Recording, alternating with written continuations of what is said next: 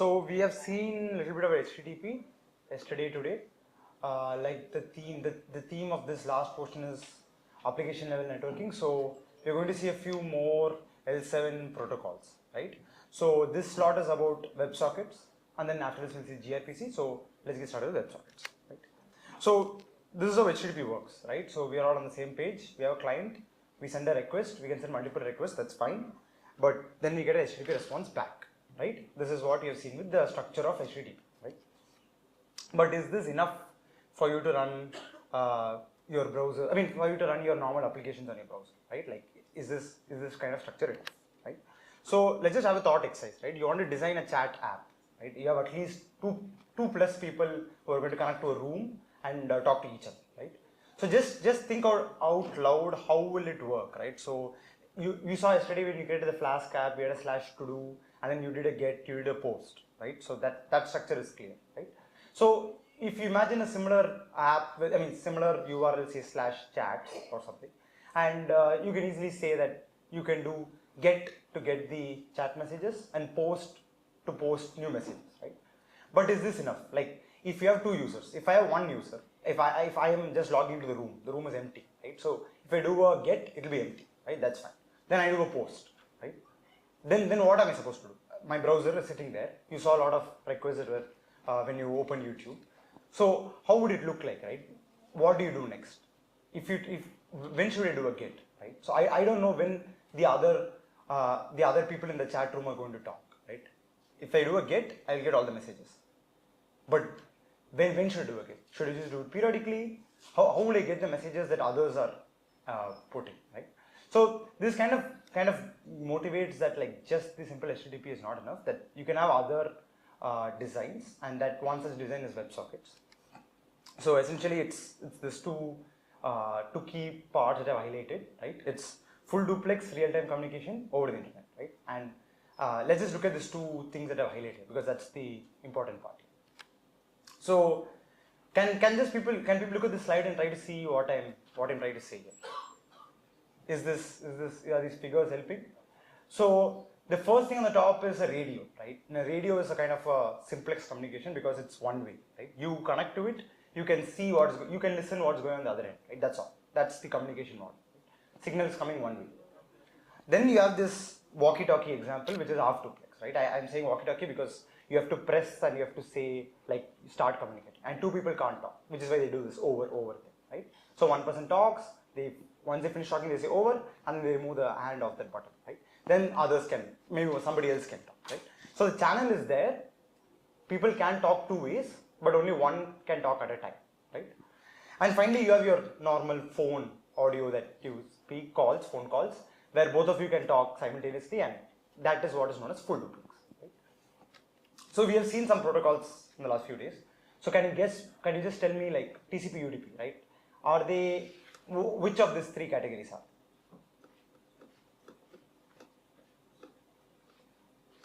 Say something. Maybe raise of hands. How many of you think it's simplex? Nobody thinks it's simplex? Okay. How many of you think it's half duplex? Okay, few of you. How many of you think it's full duplex? Okay, few of you. Okay, let's do the same thing about HTTP, right? What do you think HTTP is? Half duplex? Okay. Yeah, so TCP UDP is full duplex, right? You can do communication both ways. Message can go and come on a single TCP connection, right? But HTTP is not that. Like you saw, you have to do a request and then there is a response, right? They can't suddenly be a response. The server can't just suddenly talk to the client. The client has to send a request first, and then the server will respond to that request, right? So TCP is like full duplex. So why can't we just use it, right? But this, I think you're understanding already from yesterday's thing also. TCP is L4. We want a more convenient high-level protocol which we will use at the L7, right? TCP is byte-oriented. You don't want to think about bytes, you want to think about messages. You want to think about your structured data, right? You want a easier abstraction that you can use. So we have seen the full duplex portion of it. So we need an L7 protocol for the full duplex portion of it, right? So that's kind of understandable, right? We have an L7 protocol for half duplex, which is HTTP. We want the equivalent full duplex equivalent protocol over TCP, right? But why is this? What is this over the internet portion, right? Why is that so special? What do you mean over the internet, right? So I'll just switch gears and talk about different example, right? Case of streaming, video streaming, right? So there is this old protocol, you can see April 1998, 25 years ago, right? Called RTSP, Real-Time Streaming Protocol. So it's an L7 protocol for streaming, right? It has been created for this very purpose. It has various sub-protocols. There is something called RTCP for controlling. There is something called just RTP, which is Real-Time Transport Protocol to actually transport. On the left, you can see the structure of the packet. At the end of the day, these are all L7 protocols, right? So they have some headers and then some payload, and then that header is, all of that is kind of just the payload of the lower layer protocol. So you can see here there is UDP, right? It says that the RTP packet is encapsulated in UDP. So it's built on top of UDP, right? And there's a port, it's 544. You can run this, right? That's great. So there's a protocol, you can use it for video streaming, right? Now again, try to guess how many of these platforms use this RTSP. Some numbers, 1, 6. We have 6 examples here. YouTube, others are all streaming platforms. Twitch is video game streaming, but they're all the same video streaming, right? So yeah. Okay, again I'll do a show of hands. Then 1, 6. Okay, see we have few candidates for 6. 5, 4. Guys, give me something. Maybe I should not run this. Yeah, give me numbers. Okay, so 4. Okay, so we have people around 4, 5, 6. So the answer is actually 0, right? The answer is 0. None of them use RTSP, right? So why? What is the reason for this, right? So who uses RTSP? These people use it. What is this? This is CCTV camera setting. This is what these control rooms are set up, and these are individual property kind of setups. These things use RTSP. None of these guys use RTSP, right? And the reason is this over the internet portion that we just said, right?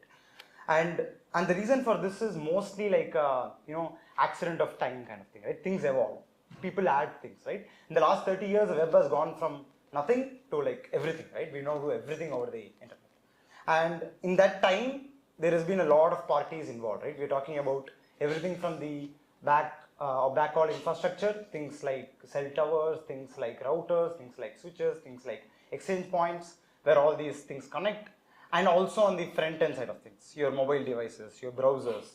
The amount of effort that has gone into creating Chrome or Firefox is like humongous, right? So the amount of code that is written to support the protocols, there is a huge ecosystem, right? And all of this is evolved slowly, right? It's not easy to create this. It's not an structured design, right? It's an evolution. Things have been added sometimes haphazardly, but all of this is there. All of this is working, right?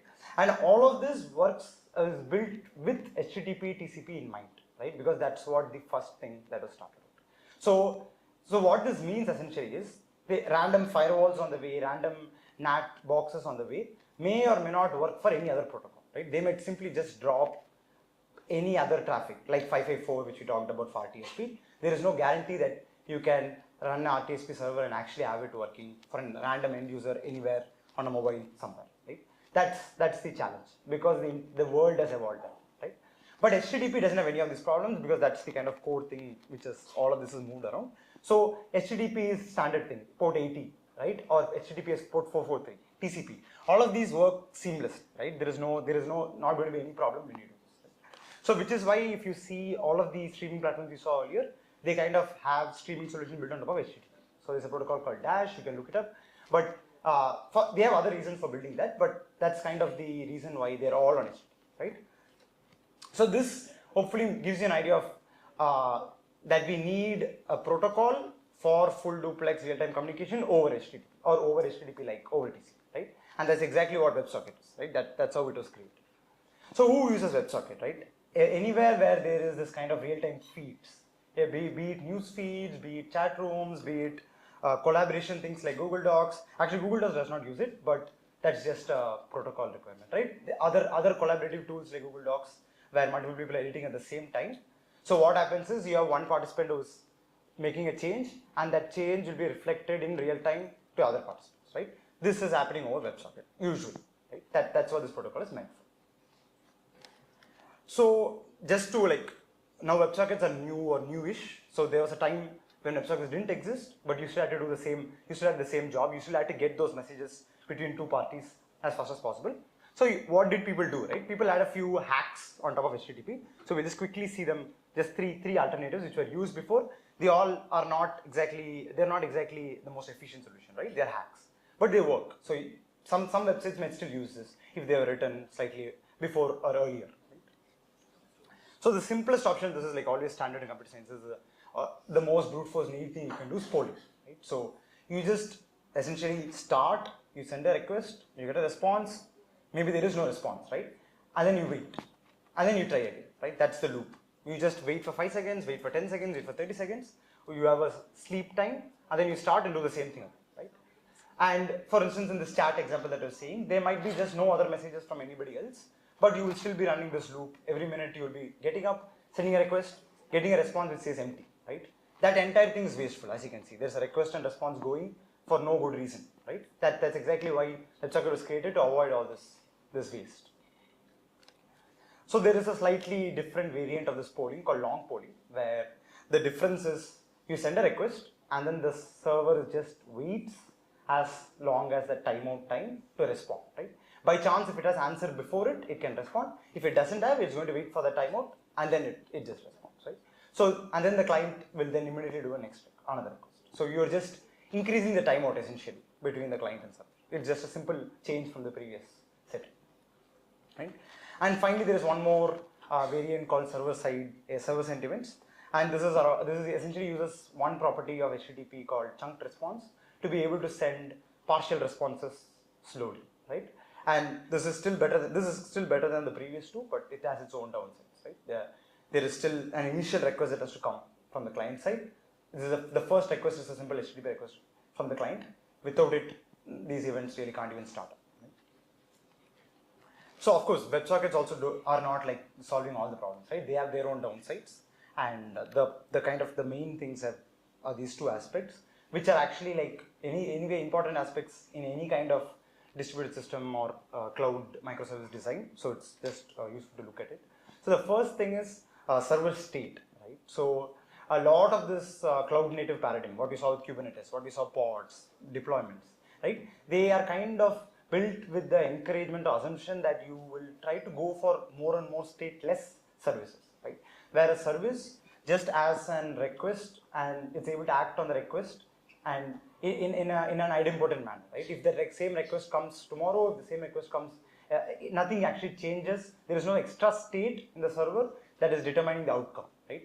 So state, if there is state, then there is additional challenges managing state, because once there is state, if that pod or if that thing crashes, you have lost that state, right? So wherever there is state, basically an engineer or a DevOps engineer has to worry about how do you save that state, how do you synchronize that state, right? And once you have this state, you also have problems with scaling, right? Because the traditional approaches to scaling has been this vertical scaling. What you see here, essentially just give the same pod or VM or machine more resources, right? If it has 2 cores, give it 4 cores, give it 8 cores. Right? That's what is known as vertical scale. The alternative option is horizontal scale, right? Where instead of giving more cores to that one pod, instead you are saying create 4 pods, each with 2 cores, right? And this horizontal thing only helps in terms of fault tolerance.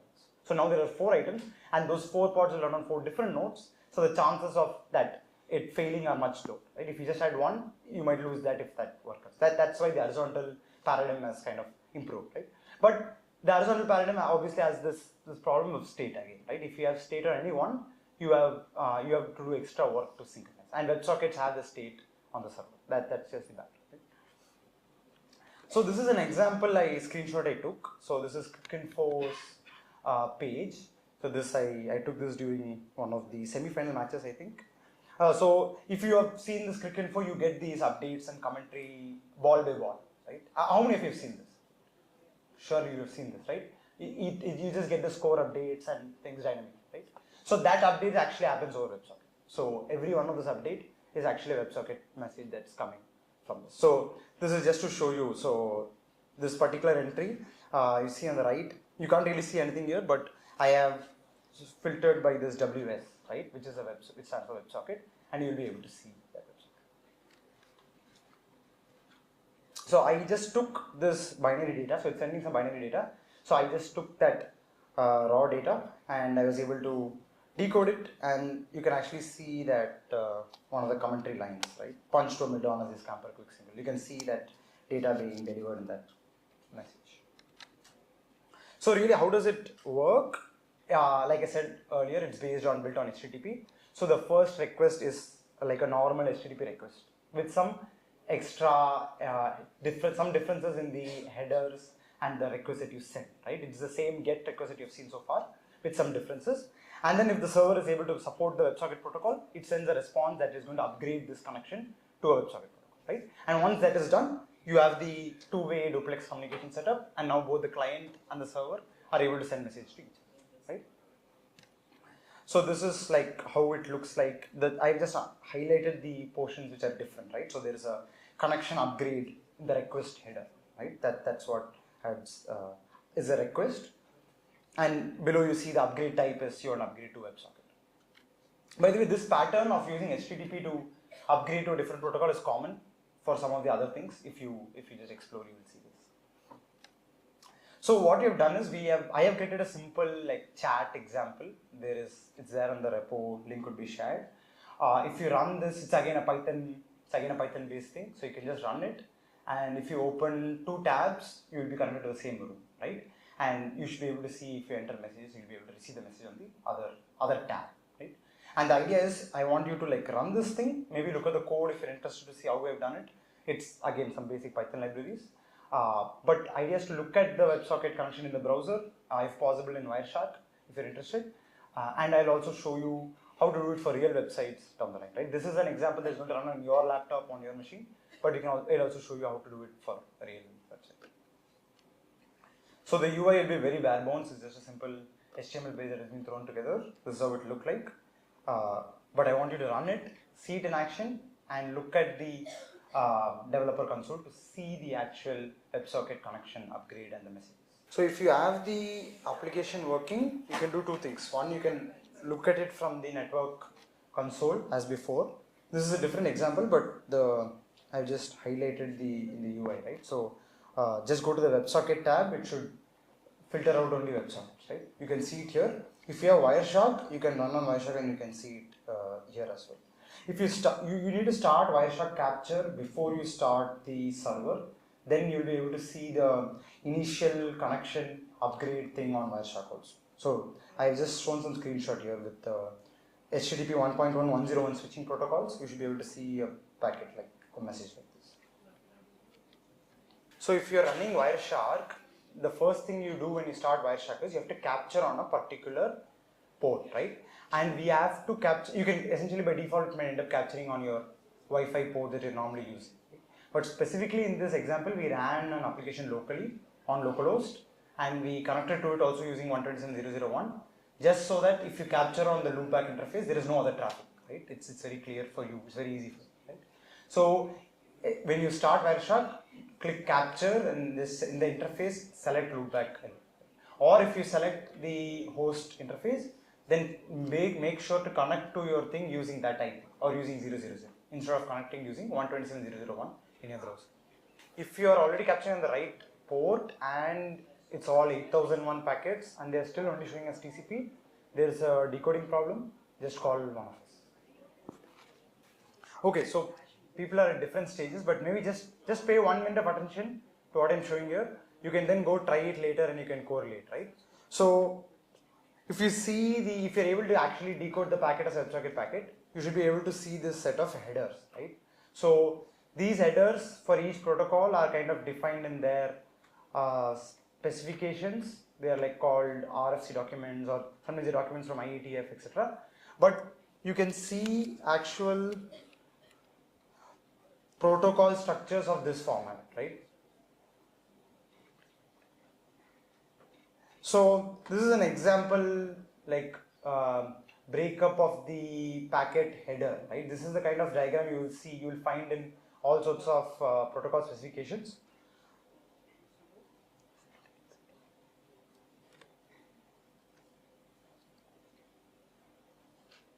So those of you who are able to open Wireshark and decode it, you should be able to see the first 4 bytes like this, right? So actually what it's saying is it's using the first byte as a indicator of fin, and there are 3 reserved bytes, and so on and so forth, right? You can just correlate this with what you are seeing here.